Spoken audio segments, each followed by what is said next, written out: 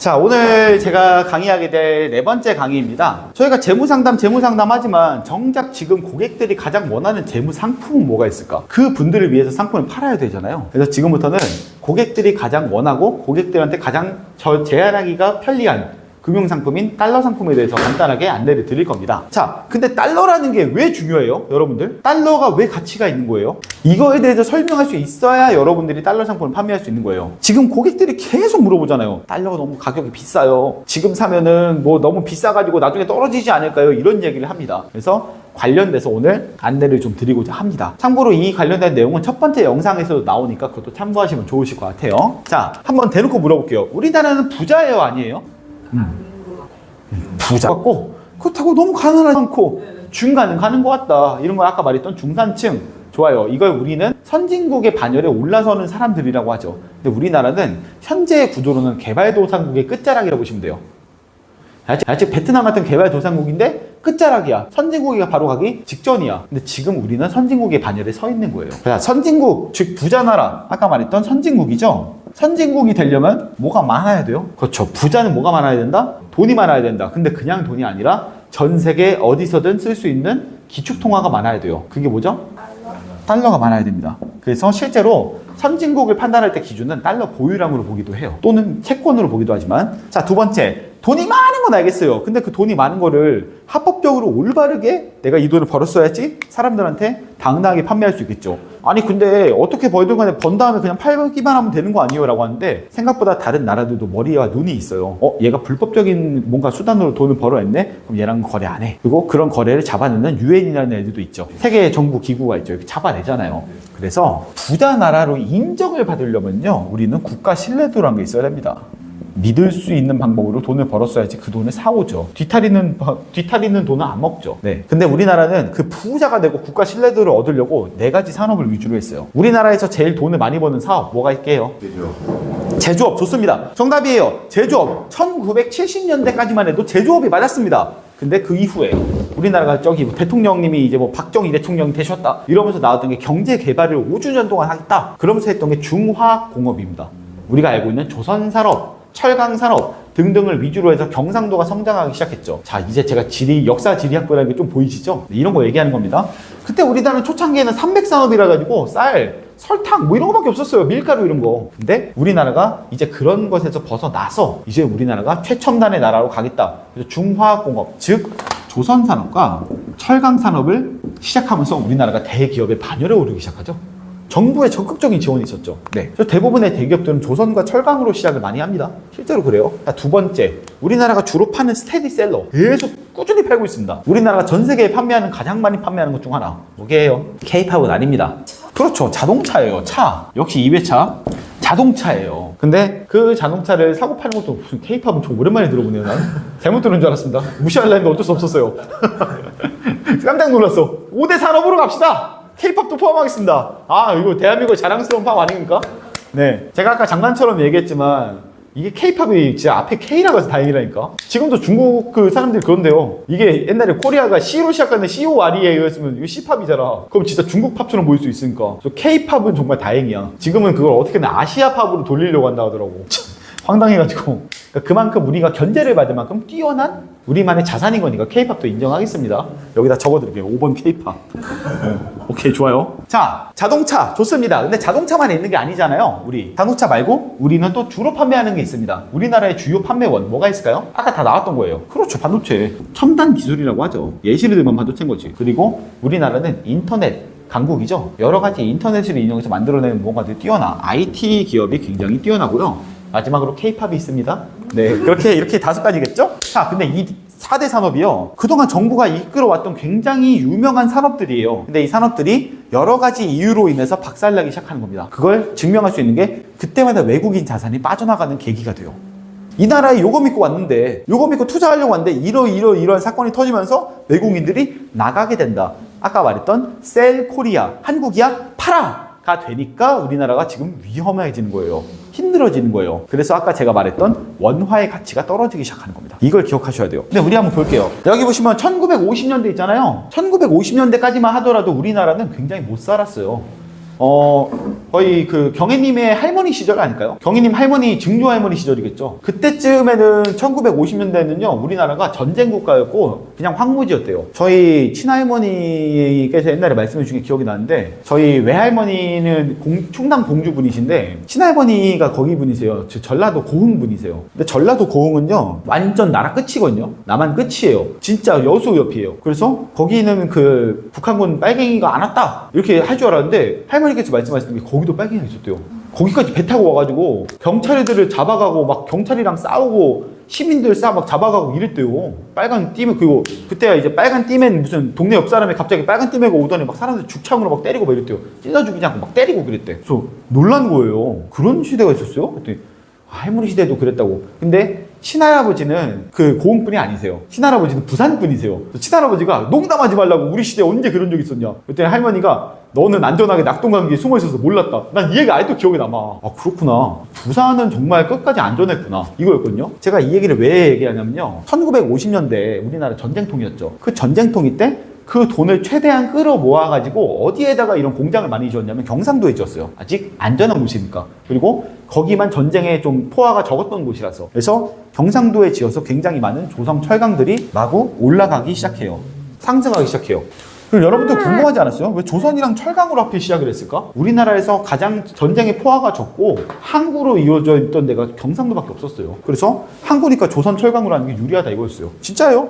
제가 뭐 지원하는 게 아니라 진짜 있는 말이야. 그래서 이때 이제 우리나라가 좀 살아나기 시작하지만 아직 우리나라는 부족하지. 한국인들이 봤을 때 한국은 뭐가 있다? 없다. 근데 그렇게 그 길을 쓰고 모아서 1980년도에 드디어 그랍니다. 여러분 올림픽 그때, 경혜님은 그때 시절에 한 초등학생 되셨나요? 그럼 아마 거예요. 그때쯤에 우리나라에 엄청난 수해가 닥쳤잖아요. 서울 전주 막 물난리가 하루에 100mm씩 내려가지고 댐 소양 방주 다 때리고 막. 그러니까 우리 물 완전 물지옥이 된 거래요. 근데 당시에 저희도 그 당시 아마 고등학생가 이랬을 것 같은데, 고등학생 때 이제 대학생인가 뭐 이랬던 것 같은데, 어머니가 말씀으로는 그 전라도 광주에서 지내시다가 서울로 올라오셨는데 물이 넣어가지고 내가 떠내려간 줄 알았다, 이 얘기를 가끔 하세요. 난 지금 너네가 맨날 그 태풍 루사 이런 거 오면서 물 받아야 됐다 해서 나는 이게 그냥 보면서 어쨌든 사람은 안 죽잖아 이랬는데, 그만큼 물러대서 사람이 막 쓸려 내려가고 이랬대요. 시절에 북한이 우리한테, 그 못 살던 북한이 우리한테 야 니네 우리가 원조 좀 해줄까? 이렇게 말을 꺼낼 정도로. 우리나라 때 그 원조를 받았대. 북한한테 원조. 쌀이랑 시멘트랑 뭐 옷감 50만 리터가 이렇게 미터가 받아가지고 했는데 그 쌀을 정말 먹을 쌀이 아니었다면서요. 네. 그래서 그 쌀 떡 만들어 먹었다던데. 소용이. 근데 그 당시에 우리가 그렇게까지 해서 이런 수혜를 입었는데도 불구하고 그런 적국인 우리나라 적의 국가에 물건을 지원을 받을 만큼 해서 우리가 뭘 열었냐면 올림픽을 연 거야. 어떻게든 뒀어. 근데 이 올림픽 대박이 난 거예요. 진짜 초대박이 난 거예요. 여기서 포인트가 뭐다? 외국인 돈이에요. 근데 외국인들이 봤을 때 이때까지만 하더라도 옛날에는 야 한국에 뭐 있냐? 대한민국 그거 뭐야? 그 황무지 아니냐? 뭐가 있니? 이랬는데 올림픽 와서 보니까 우와 뭐야? 한강의 기적? 저거 뭐야? 막 건물 서 있고 야 이거 이 나라 이거 우리가 경시했다 이거. 투자할 만하겠다. 그때 외국인들의 자산이 엄청나게 투입이 됩니다. 투자할 만하겠다 이러면서. 근데 우리나라가 이런 말이 있어요. 졸부라는 단어 아세요? 갑자기 부자가 된 사람은요 빨리 망해요. 왠지 알아요? 돈 쓰는 방법을 몰라. 근데 우리나라가 갑자기 졸부가 된 거예요. 외국인들이 돈을 막 주네? 그래서 이걸 해도 돈이 돼. 아 돈이 되네. 요걸 해도 돈이 벌려. 아 이것도 돈이 되네. 그러니까 사람들이 내가 사업을 잘하는 줄 알고 사업을 마구마구 펼치기 시작해요. 그러다가 생각보다 사업을 많이 펼쳤는데 외국인들 입장에서는 돈을 냈으면은 그만큼의 값어치를 해야 되잖아요. 근데 쓰기는 쓰는데 계속 이게 얘네가 저거 확장하고 요거 확장하고 요거 확장하고 뭐야 수익 실현이 안 되는데? 돈이 안 되는데? 안 되겠다 빠져. 여기까지만 투자합니다 하면서 쏙 빠져버리는 거야. 우리나라는 그때 이렇게 벌려놨는데. 그래서 급하게 막아야겠다 하는데 아무도 한국을 안 믿어요. 이제 돈을 투자해봤는데도 못 벌었으니까 얘네가 어떡하지 하다가 결국은 참다가 정말 죄송한데 형님 돈 좀 빌려주세요 라고 했더니 그 미국 형님이 이렇게 말합니다. 없어 우리도. 일본 돈 좀 있대. 일본은 넌 못 갚을 것 같아. 중국 아이 넌 됐고. 소련 쟤는 우리 편 아니고 어떡하지 하는데 갑자기 IMF라는 형님이 오셔서 말합니다. 돈 필요하지? 네, 필요합니다. 우리가 빌려줄게. 아, 감사합니다. 근데 그냥은 못 주지. 조건을 달 거야. 너네 나라에 경제적인 실험을 좀 해야겠다 라고 하면서 우리나라한테 돈을 빌려주긴 해요. 1997년도죠? 아 여기 뭐가 빠졌나 했더니 1997년이 빠졌네. 네. 1997, 8년이 빠졌죠. 이때 우리나라에 들어왔던 외국인들의 자산 어떻게 됐다? 전부 싹 다 빼갔죠. 이때 우리나라의 자산은요, 엄청나게 외국인들이 돈을 빼갔습니다. 그래서 IMF 시절, 혹시 경희님 기억하실지 모르겠는데, 그 당시 IMF 시절 때 그 원달러 환율 얼마까지 올라간지 혹시 아세요? 맞아요. 1800원, 1900원 넘어서 2100원까지 올랐습니다. 여러분, 지금 우리나라 환율이 얼마다? 1480원이 돼도 사람들이 지금 환율 때문에 난리죠? 2100원 되면 어땠을 것 같아요? 뭔지 아시겠어요? 진짜 나라가 큰일 나는 상황이었던 거예요, 그 당시에.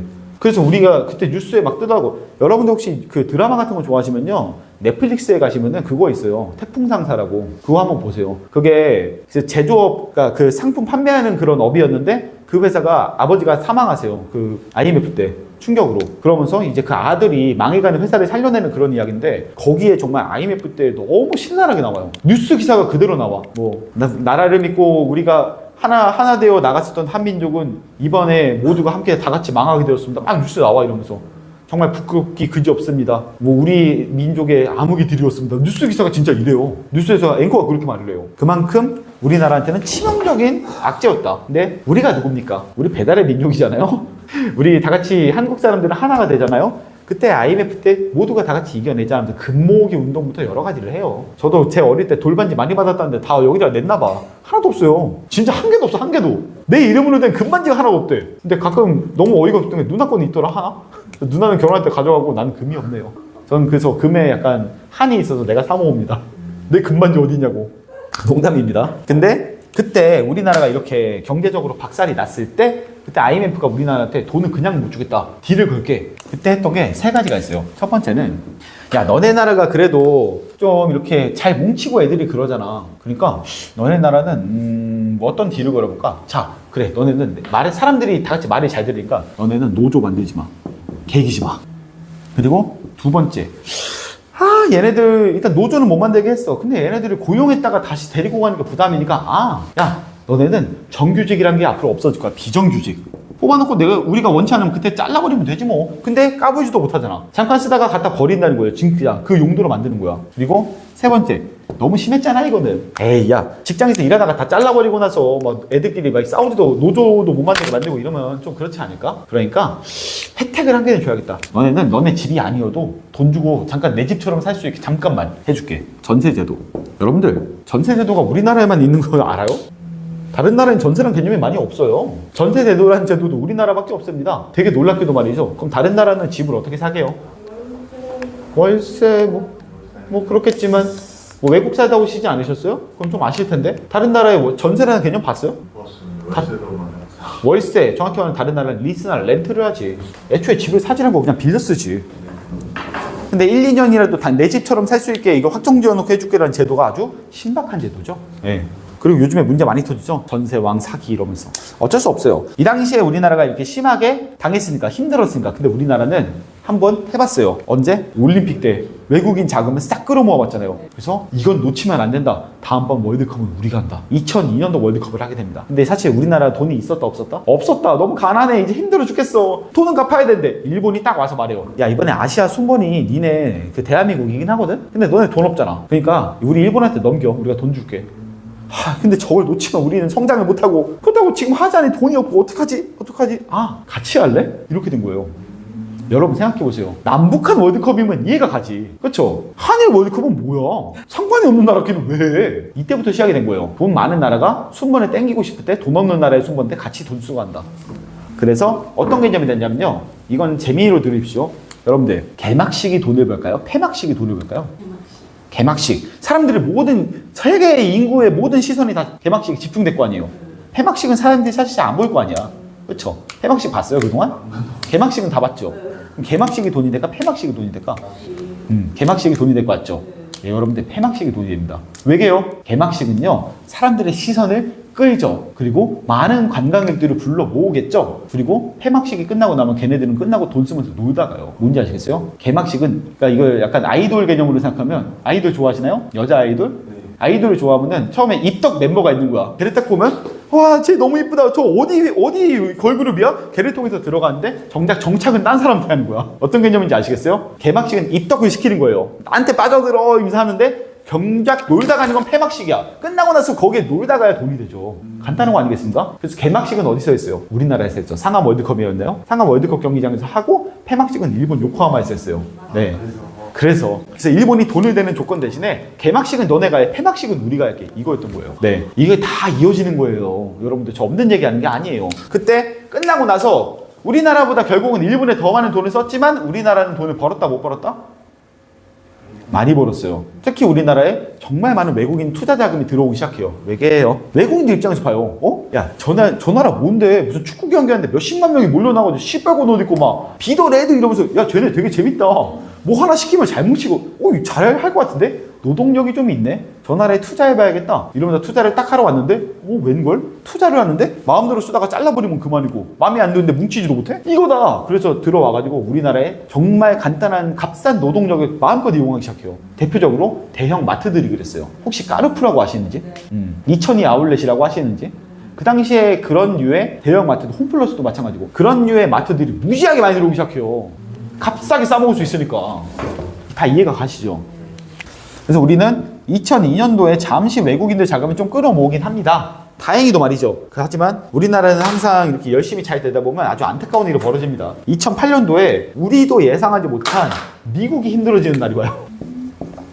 2008년도에 미국이 힘들어진다. 되게 간단하게 말할게요. 서브프라임 사태라고 아세요? 프라임이 뭡니까? 프라임. 그 고기 요리에서 프라임이라고 하면 최고 등급이죠. 또 뭐 게임, 뭐 만화, 그 영화 중에 트랜스포머인가? 거기에서 대장 캐릭터가 옵티머스 프라임이야. 오죽하면 이름이 프라임이야. 최고 등급이라고. 그래서 프라임이라는 뜻은 최고다 라는 뜻이에요. 금융에서도 프라임 등급이면 최고 등급입니다. 근데 서브는 뭐예요? 서브. SUB. 그렇죠. 밑에 지하, 하락 이런 느낌이죠. 서브웨이 뭐예요? 샌드위치 말고 지하철이잖아. 서브마린은 잠수함이잖아. 서브라는 건 점점 내려가. 그럼 서브프라임은 뭐예요? 1등이 조금씩 추락한다는 느낌인 겁니다. 그래서 서브프라임 사태라는 건요, 미국이 전 세계에서 가장 강력했던 미국이 금전적으로 어떤 안 좋은 상황이 돼서 조금씩 하락하는, 특히 국가 신뢰도가 하락하는 걸 얘기해요. 2008년도에 그런 일이 실제로 있었어요. 이 내용까지 전부 다 자세하게 말하면 너무 길어지니까 짧게 하지만 자, 한번 물어볼게. 2008년도에 외국인들이 미국에 굉장히 큰 문제가 일어났어요. 그때 외국인들은 한국에 투자를 했을까 안 했을까? 당연히. 한국이 돈을 위해서 누구한테 돈을 어떻게 빌렸죠? IMF한테 돈을 뭘로 빌렸겠어요? 달러로 빌렸잖아요. 근데 프라임 사태, 서브 사태의 최악의 경우는요, 달러의 가치가 폭락한 거예요. 그럼 한국에다 가치가 있습니까? 한국은 돈을 뭘로 모았을까요? 달러로. 그래서 우리나라는 가만히 있다가 덩달아 얻어 터진 거예요, 솔직히 말해서. 이게 뭐야? 이러면서 얻어 터진 거예요, 그냥. 근데 이 얻어 터졌을 때의 상황을 우리만 터지지 않았다는 게 그나마 다행이라면 다행인 거죠. 저 당시에 우리나라보다 더 거대하고 더 잘 살던 나라가 있습니다. 어디? 일본이 있었어요. 바로 옆에. 근데 일본이 그 당시에 반도체를 위주로 무언가를 만들어 보려고 했거든요. 근데 저 당시에 미국이 박살나게 되면서 일본도 굉장히 큰 피해를 입어요. 이건 재미로 알고 계세요. 전 세계에서 미국의 국채를 가장 많이 갖고 있는 게 어디게요? 너무 대놓고 정답을 말해줬나? 전 세계에서 미국 국채를 가장 많이 보유한 나라 1위가 일본이에요. 그러니까 미국이라는 나라의 권리를 가장 많이 보유한 게 일본이야. 그러니까 미국과 일본은 서로 한 몸으로 갈 수밖에 없어요. 어떤 느낌인지 아시겠어요? 근데 그 당시에 미국은 일본을 견제를 해야 돼요. 새로운 최첨단 기술이 다 일본에서 나오잖아. 그렇죠? 일본을 견제하고 일본이 가장 핵심으로 만들고 있는, 원래는 트랜지스터라고 해가지고 이거 한번 들어보셨을 텐데, 반도체 이전 거예요. 전기와 전기 기구를 연결하기 위한 그 중간 부품. 이렇게 생긴 거 있어요. 트랜지스터라고. 저 참고로 문과입니다. 공부를 해서 한 거예요. 네, 이런 게 있었는데 그거에 지금은 애초에 얘는 전기를 이렇게 넣었다가 끊었다가 넣었다 끊었다를 할 수 있기 때문에 이게 켰다 껐다가 할 수 있잖아요. 그래서 전기 제품이 되는 건데, 이거 너무 이런 거 설치하는 게 너무 어려운 거야. 돈만 많이 들고. 그래서 애초에 어떤 물체는 전기를 통하게 하고 어떤 물체는 전기를 안 통하게 하잖아. 그러면은 통했다 안 통했다를 두 개를 합쳐버리면 되지 않냐? 그래서 전도체라고 하죠. 전기가 통하는 걸. 전도체. 그리고 전기가 아예 안 통하는 건 뭐라 부른다? 그렇죠. 불연도체라고 합니다. 정확히는. 네. 안도체라고 하는데 그 두 개를 합친 게 뭐예요? 반도체야. 그게 반도체야. 전기가 통하고 안 통하고를 조정할 수 있는 거. 반도체가 뭔지를 모르셨나 봐요? 이름만 들어봤지 다들? 이거예요. 그래서 그 반도체 기술을 제가 갑자기 이 얘기 왜 하는지 몰랐군요. 네. 반도체가 뭔지 모르신 것 같아서. 그래서 이런 상황이 되었을 때 그 반도체 기술을 일본한테 남겨놓고 오면 미국은 너무 입장에서는 앞으로 불리해질 것 같은 거야. 그래서 이걸 가지고 나오게 돼요. 근데 가지고 나왔는데 이걸 누구한테 생산을 하라고. 뭐야, 잠깐만. 한국이 너네 아무것도 없잖아. 너네 말도 잘 됐잖아. 우와, 잘 됐다. 반도체를 가져와서 한국에다 이전시켜버려요. 실제로. 그래서 우리가 그 당시에는 마치 지금의 대만처럼 미국의 반도체 생산 공장 같은 라인이 된 겁니다. 네. 그러면서 이 공장 라인을 지켜야 되니까 주한미군도 더 많이 보내주고 이렇게 되는 거예요. 실제로 정말 다행이지 않아요? 우리는 그 당시에 일본이 만약에 저렇게 패망하지 않고 막 일본이 진짜 완전 그 잃어버린 30년 이런 거 경제적으로 완전 망한 시기, 그 시기에 도달 안 했으면 우리나라도 같이 망했을 거예요, 아마. 이런 여러 가지 경제학적인 이슈가 있는 거예요. 우리 같이 결국 운명 공동체야. 물론 싫어합니다. 그래서 엄청 싫어하지만 그래도 일본 사람들 착하긴 하더라고요. 아무튼 그들과 함께 가서 살았어요, 어쨌든.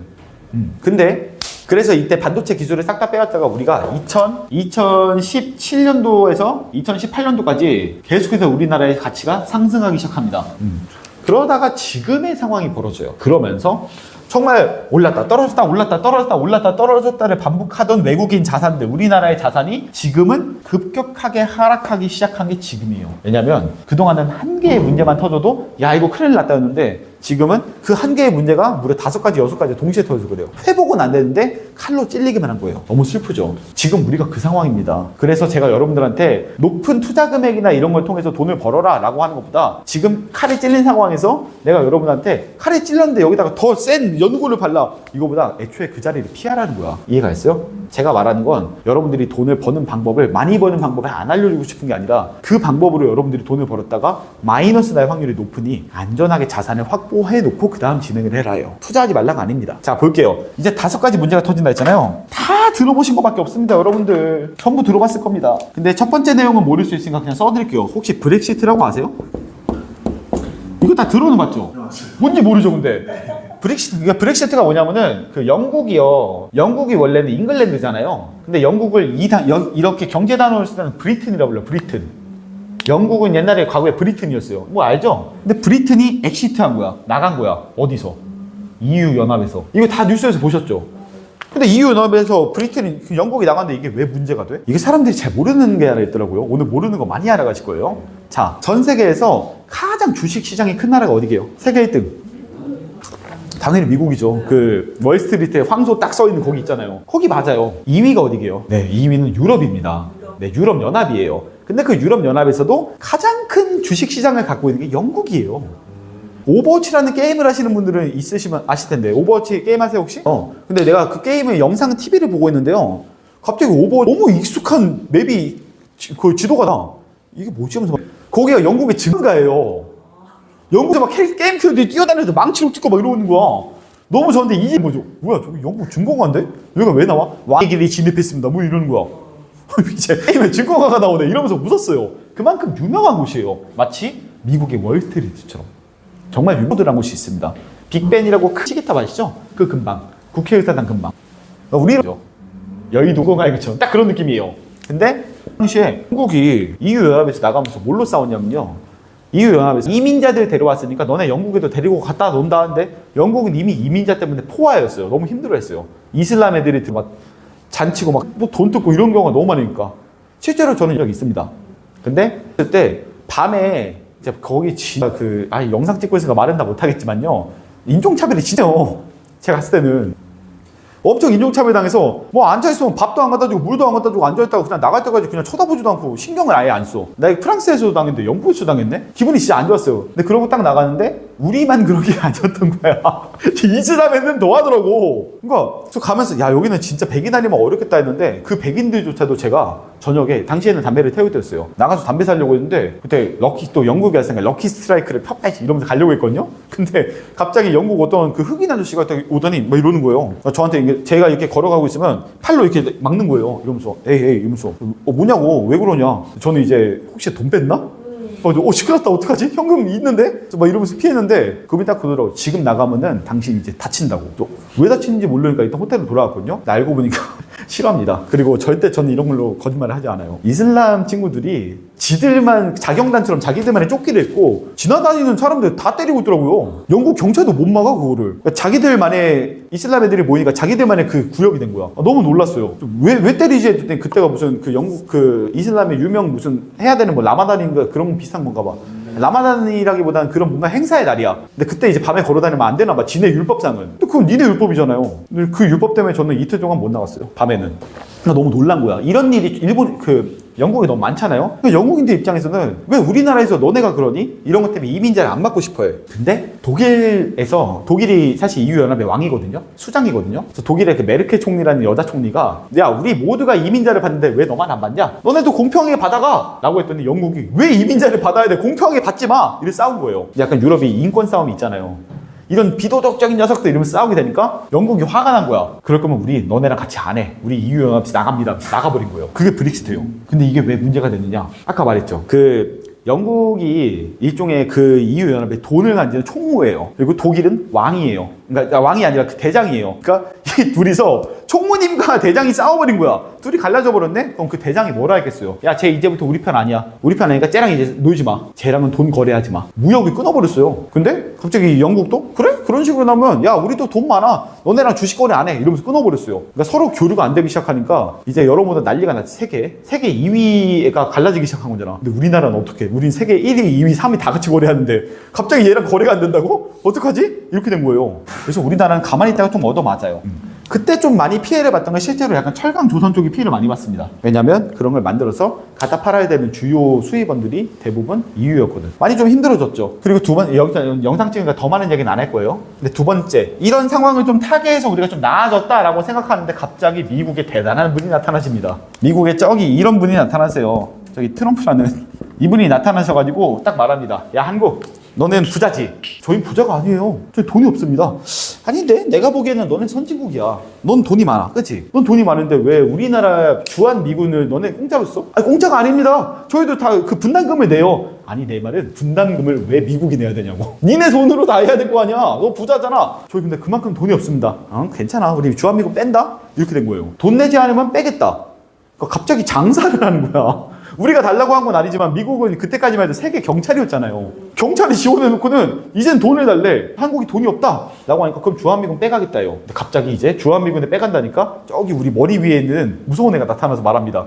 이거 봐라. 야, 우리가 이게 뭐냐면 이게 핵이거든? 봐봐. 이거 쏜다 오늘? 빵 쏘고. 자, 쌀 줘. 쏜다? 빵. 돈 줘, 돈. 소 줘, 소. 돼지 줘. 옷 줘. 이렇게 싸우는 거예요. 우리 힘들어지는 거야. 아니, 왜 위에 있는 애까지 난리야. 근데 갑자기 이제 트럼프가 딱 와서 말해요. 힘들지? 진짜 힘들지 않아? 너무 힘들어요, 형님. 한 번만 살려달라고. 자, 이게 뭐냐면 사드라는 선물이야. 미사일이거든? 여기 앞에 이렇게 딱 세워주고 갈게. 자, 이걸로 이제 싸워봐. 이런데 그 미사일의 방영 범위가 중국까지 가네? 그러니까 중국도 날린 거야. 너 왜 이런 거 들고 왔어? 이렇게 된 거예요. 그러니까 우리나라는 앞뒤로 치이죠. 힘들죠? 그때 미국의 트럼프가 다시 와서 말합니다. 힘들지? 왜 이런 거 주고 와서 힘들게 하세요, 형님. 도와줄게. 대신 야, 니네도 우리한테 뭔가 줘야 될 거 아니야. 근데 돈으로 달라고 하니까 돈이 없잖아. 그러면은 너네가 제일 우리 미국에 많이 파는 게 뭐야? 너 자동차 많이 팔지? 오케이, 자동차 세금 올린다. 이게 지금 트럼프가 하고 있는 관세 전쟁의 일부예요. 이런 식으로 계속 우리한테 줬던 거 뺏는다 하면서 뭐 줘? 돈 없어? 그럼 세금으로 해. 관세. 이때 관세 25%까지 올렸잖아요. 미안해요. 잘못 말했어요. 15%까지 올렸어요. 네, 여러분들 15%밖에 안 올린 거예요. 설마 트럼프가 또 당선돼서 관세로 전세계랑 싸운 줄 누가 알았겠니? 이런 거에 가리켜서 실제로 있는 단어입니다. 이걸 트럼프 리스크라 불러요. 우리랑 영향이 있는 미국의 대통령이 트럼프라 일어난 일입니다. 정말 있었던 일이에요. 그래서 우리나라 그때 자동차 관련된 관세가 많이 이렇게 날아가면서 그때 우리나라의 자동차보다 사실 근처에 있었던 일본 자동차가 더 많이 팔리기 시작했죠. 우리나라 입장에서 손해가 시작된 거야. 다시 또 미국한테 잘 보여야겠죠. 근데 세 번째, 이런 일도 있었고 저런 일도 있었고 어쨌든 버텼어요, 우리는. 근데 조금 버티기 어려운 상황이 생깁니다. 이거는 아주 조심해야 되는 단어라서 그냥 최까지만 쓸게요. 최땡땡 사건이 터져요. 저기 갑자기 우리나라 대통령이 무당이 있다는 사건이 터져요. 이게 말이 돼요? 아무도 안 믿었죠. 믿지 않을 거 아니에요. 우리나라 입장에서는 그렇지. 우리나라는 옆에서 폭탄 떨어지고 막 총소리 나도 야, 연습하나 보다 이러면서 지나가는 게 우리나라야. 안전 불감증의 나라예요. 근데 다른 나라 입장을 봤을 때 야, 대통령 뒤에서 무당이 대통령 조종을 했다고? 저 나라에 누가 투자하냐? 무슨 아프리카요? 이러면서 수사를 끄는 거예요, 실제로. 왜냐면 그 당시 입장에서는 이게 핵심이거든요. 믿을 수 있어야지 그 나라에 투자를 하는데 대통령이 무당 뒤에. 근데 이게 사실이든 거짓이든 간에 그게 중요한 게 아니라 이런 위기감이 외국인들한테 퍼졌다는 게 문제인 거지. 그래서 외국인들이 이런 사건이 있을 때 재빨리 돈을 빼기 시작해요. 야, 이거 좀 이상한데? 좀 안정되면 들어올게 하면서 막 빼기 시작해요. 근데 더 무서운 게 뭔지 알아요? 돈을 빼가는 게 그냥 완전 돈을 다 빼가지 않아요.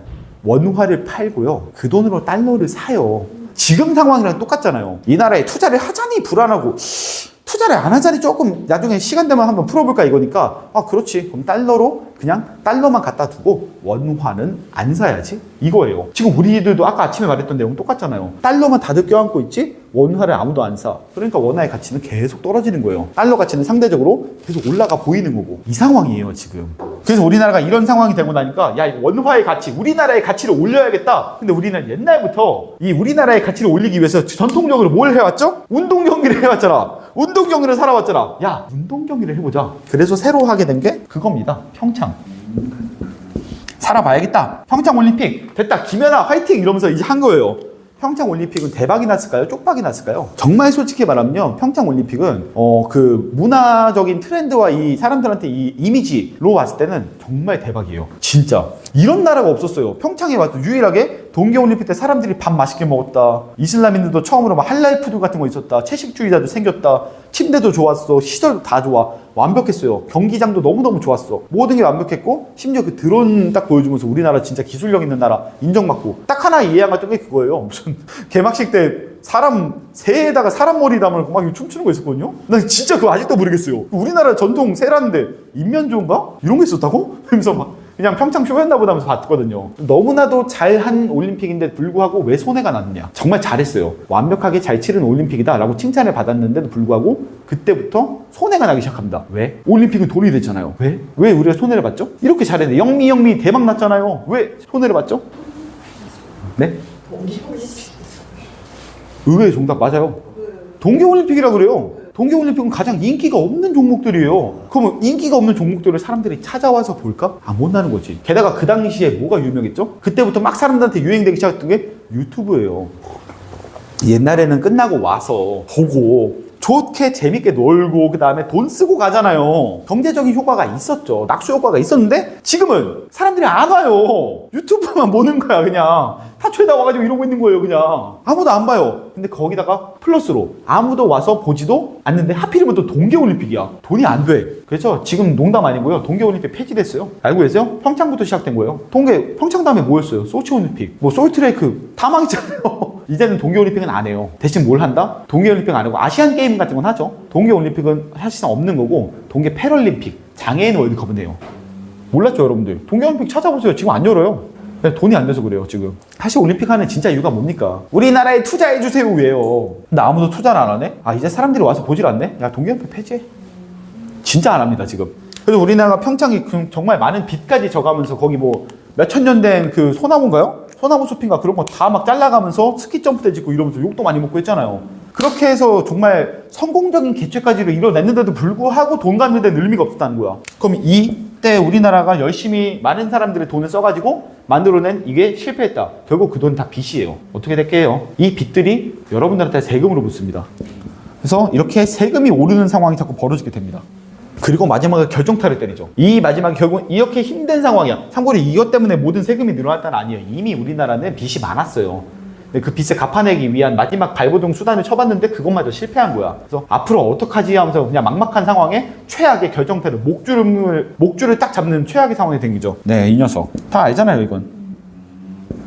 하필 또 이게 시작된 게 중국에서 시작이 돼가지고 바로 옆 나라에서 시작이 돼서 우리나라가 엄청 피해를 크게 봤죠? 참고로 제 친구는 여러분들 혹시 가수 말고 팔로알토라는 그 도시 아세요? 이게 도시예요 원래. 미국에 있는 도시인데요. 그 도시에서 음악하던 사람이 우리나라에 와서 자기 아이 이름을 팔로알토라고 해가지고 사람들이 가수인 줄 알더라고요. 팔로알토는 원래 미국 도시 이름이에요. 근데 제 친구가 팔로알토에 실제로 미국 연구소에서 일을 해요. 그 친구가 미생물학 연구소에서 일을 해요. 미생물학 연구소는 조금만 다르게 하면 바이러스 연구소가 돼요. 진짜 그런 데서 일하는 친구가 있거든요. 여자인데. 근데 그 친구가 하필이면 또 미생물학 연구를 하죠. 바이러스랑 약간 다르지만 미생물학 연구를 하는 애인데 심지어 애가 한국 사람이고 팔로알토에서 그 연구소를 출퇴근한다? 걔 차에 진짜 돌테러 엄청나게 돼요. 지나가던 미국인들이 돌 던지대요. 막 차에다가 중국인 꺼지라고. 네. 아니 나 한국인이다. 차에다가 붙이고 나도 중국과 한국이 차이를 잘 몰라요. 진짜 몰라요. 외국 살다 오셨으니까 더 잘 알지 않아요? 몰라요. 한국인이나 중국인이나 너가 똑같은 그냥 다 중국인이지 이런 곳이에요. 생각보다 한국인들 잘 몰라. 네. 일본 아니면 중국인이지 한국을 잘 몰라요 진짜. 요즘에야 이제 K-POP 하면서 많이 유명해진 거죠. 너무 감사해. 그래서 BTS한테 진짜 고마워요. 외국 가면 이제 한국인을 알더라고. 안녕하세요를 알아. 그래서 그렇게 우리나라가 이 당시에 이 사건까지 터지게 되니까 진짜 답이 없는 거예요. 아까 최땡땡 사건 때 반도체 많이 힘들었어요. 대표적으로 삼성 일가 CEO 잡혀가고 말했잖아요. 그리고 IT 업계도 그때 많이 힘들어졌던 게 생각보다 우리나라보다 IT가 빨리 발전된 게 중국이었습니다. 네. 근데 이런 사건까지 터지게 되면서 오히려 이미지상으로 저 나라와 거래를 하지 않는다고 굉장히 커졌기 때문에 우리나라에 투자했던 외국인들은 지금도 속속들이 빠져나가는 중입니다. 이 모든 상황을 가리켜서 제가 아까 말했던 셀코리아가 된 겁니다. 이게 심해져서 이제 엑시트가 된 거고요.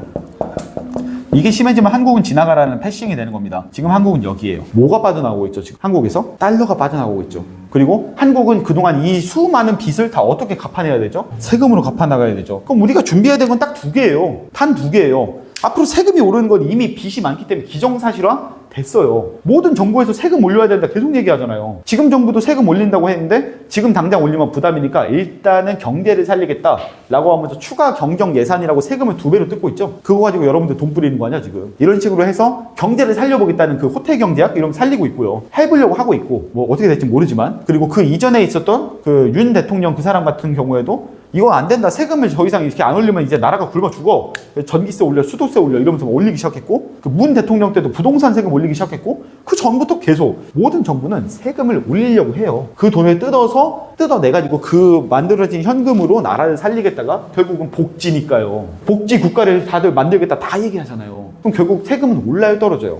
오르는 거예요. 세금은 오릅니다. 그리고 우리가 가장 필요로 하는 외국인 자산은 빠져나가요. 그럼 여러분들 세금을 방어하면서 외국인 자산을 확보할 수 있는 방법이 뭐밖에 없어요 지금. 세금을 최대한 방어할 수 있는 비과세 상품은 당연한 거고 그리고 그 자산에 달러화로 묶어둘 수 있는 상품이 몇 개나 되겠냐는 거예요. 그래서 여러분들이 지금 할 수 있는 보험 상품이 비과세 원화를 달러로 자동 치환하는 거기 때문에 가장 안전한 상품인 거예요. 현재 상황에선 더더욱. 현재 상황에선 이만한 상품이 사실 이보다 안전한 상품을 고를 수가 없을 것 같은데요. 게다가 이 상품이 투자 상품이 아니죠. 예금자 보호법이 되네. 가장 안전한 방법 중 하나예요. 저는 여러분들한테 높은 수익을 내면서 돈을 벌어라고 얘기를 하지 않아요. 가장 안전하게 갔으면 좋겠어요. 모두가 떨어지고 모두가 튕겨나갈 때 나만큼은 중심을 잡고 서 있었으면 좋겠어요. 그래야 여러분들이 다른 사람들보다 굳건하게 내 돈을 지킬 수 있는 거죠. 지금은 버는 시대가 아니라 지키는 시대예요. 이걸 먼저 기억을 해주시고 그 지키는 자산이 생겼을 때 그때 여러분들이 이제 중심이 잡히고 나면 그때부터 투자를 시작해도 늦지 않아요. 이걸 사람들이 알고 있기 때문에 근데 이런 상품으로만 하고 싶지 않은 거야 사람들이. 그러니까 현물화하는 거예요. 내 손에 쥐어두게. 그래서 금 가격 오르는 거고 부동산 가격 오르는 거고